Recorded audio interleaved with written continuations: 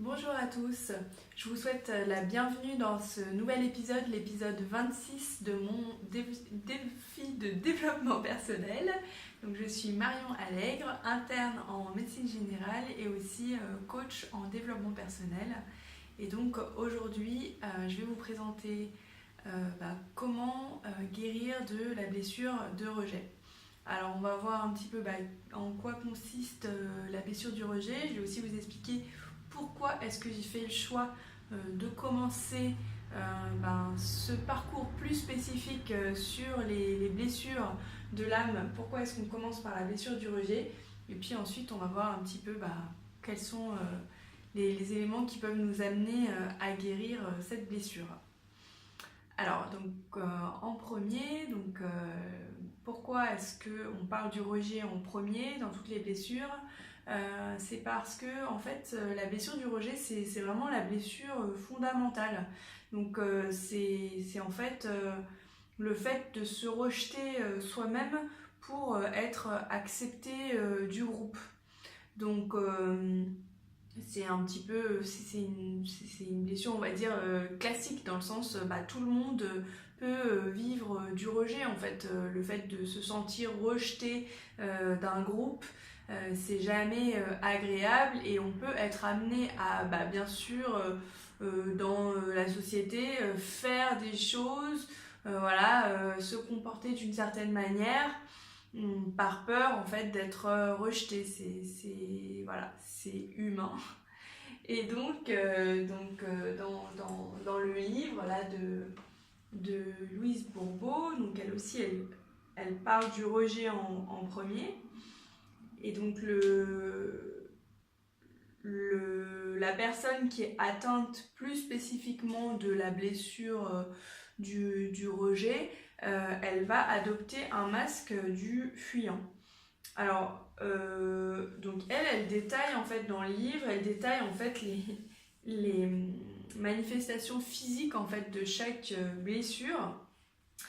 Moi, ce que je trouve intéressant, parce que la façon dont je vois les choses, c'est que finalement chaque blessure, c'est comme si c'était une facette d'une sensibilité. Mais il ne faut pas non plus trop voir les choses d'une façon trop figée, en se disant ça c'est la blessure du rejet, ça c'est ci, etc. Parce qu'en fait, c'est une sensibilité qui s'exprime d'une manière à un moment, voilà, mais il ne faut pas non plus... forcément, c'est pas forcément évident d'analyser et de mettre dans une case en fait. Donc, en tout cas, pour ce qui est de la blessure du rejet, ça va être vraiment une peur. L'émotion fondamentale, c'est vraiment une peur avec un espèce de sentiment de dégoût, un petit peu de rejet, quoi, voilà. Et donc, ce sont des personnes qui, en général, sont quand même assez timides, assez réservées, et en fait, elles ont tellement peur de se faire rejeter qu'en général, elles vont préférer quelque part se rejeter elles-mêmes, plutôt que de rejeter, plutôt que d'assumer cette peur d'être rejetée, quoi. Voilà. Et donc ce sont des personnes qui vont avoir du mal aussi à, tant qu'elles n'ont pas accepté leurs blessures, à accepter en fait leur spécificité profonde et à se montrer telles qu'elles sont réellement à toute la société. Alors je vais vous présenter donc quelles sont aussi les qualités qui se cachent derrière cette blessure du rejet, et puis qu'est-ce qui peut nous amener en fait à guérir vraiment cette blessure. Juste un petit mot pour vous dire que en fait quand je dis guérir les blessures, c'est pas comme un médicament, enfin c'est pas une recette miracle que un jour vous allez guérir et ça y est, c'est bon, ça sera terminé pour le reste de votre vie.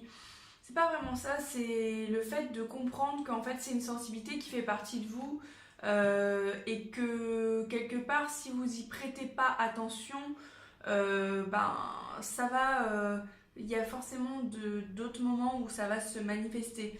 Je vous prends un exemple qui n'a rien à voir, mais quelqu'un par exemple qui a une peau très claire, bah, à chaque fois qu'elle va aller s'exposer au soleil, elle va mettre de la crème solaire. Et même de toute façon, s'il y a beaucoup de soleil, bah, vous avez intérêt d'en mettre, quelle que soit la couleur de votre peau. Mais en tout cas, c'est pour dire que voilà, c'est un peu le même principe pour les blessures. C'est qu'en fait, finalement, c'est d'arriver à protéger quelque part notre sensibilité par rapport à ce qui nous arrive. Donc, les qualités qui se cachent derrière une personne qui a cette blessure de rejet, c'est une grande créativité, des grandes capacités aussi d'empathie, d'écoute. Ce sont des personnes qui aiment être dans leur intériorité, qui ont aussi des grandes capacités de sérieux, de travail, et qui sont capables d'être vraiment très heureuses, y compris en restant complètement seules, quoi. Voilà, qui sont assez solitaires et qui nourrissent en fait leur créativité dans cette solitude, quoi. C'est vraiment quelque chose qui les nourrit profondément. Je vous donne un exemple d'une personne qui en fait a fait comme ça ses études de médecine. Enfin, elle a commencé par faire une grande école, puis finalement ça ne lui plaisait pas, elle a fait une passerelle comme ça vers la médecine. Et puis en fait elle avait du mal vraiment à se satisfaire, à trouver du sens, parce qu'elle trouvait voilà, ce système médical trop dur par rapport à sa manière de fonctionner elle-même. Et c'était une personne qui avait aussi une grande blessure du rejet, mais qui n'avait pas encore accepté sa blessure. Le jour où elle a accepté sa blessure, elle a complètement lâché parce qu'elle était elle-même atteinte en fait de façon émotionnelle par une grande tristesse, un grand désarroi, voilà, par le fait qu'elle se sentait un peu impuissante par rapport à sa propre mission. Et finalement, elle a fini par du coup décider de complètement laisser de côté son cursus et puis passer à autre chose. Et dans son cas, c'est vraiment corrélé voilà, à une blessure du rejet qui était vraiment très importante, à mon sens en tout cas, et du coup qui l'a amené à vraiment se mettre devant, j'allais dire devant un mur, quoi. Le fait accompli qu'un jour en fait la souffrance était tellement grande qu'elle pouvait plus avancer en fait.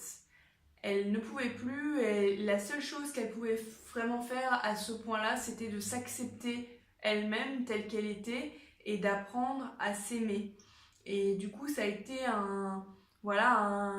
j'allais dire un long cheminement, quoi, pour s'accepter, prendre soin d'elle, voilà. Et puis, commencer à reprendre de la responsabilité par rapport au fait de créer aussi, de nourrir sa créativité. Et puis petit à petit évoluer vers une version d'elle-même plus épanouie en tout cas, et de s'accepter et de dire j'ai cette sensibilité particulière, cette empathie, et peut-être que finalement cette sensibilité est tellement grande que pour l'instant pour moi ce n'est pas possible d'exercer dans le système actuel.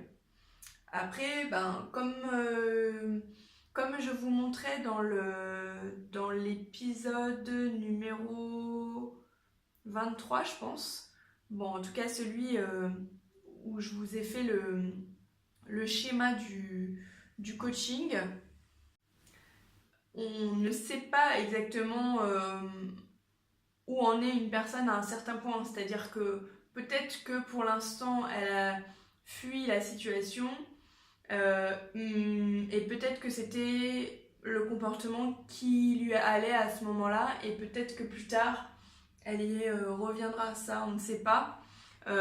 Mais peut-être aussi que c'est son comportement de magicien qui est là et que finalement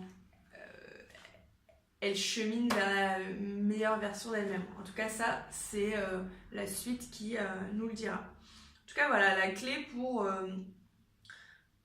cette blessure du rejet, c'est vraiment d'apprendre à prendre du temps pour soi et s'accueillir soi-même en fait. C'est le contraire du rejet, hein, donc c'est vraiment d'accepter aussi de rejeter les choses qui ne nous correspondent pas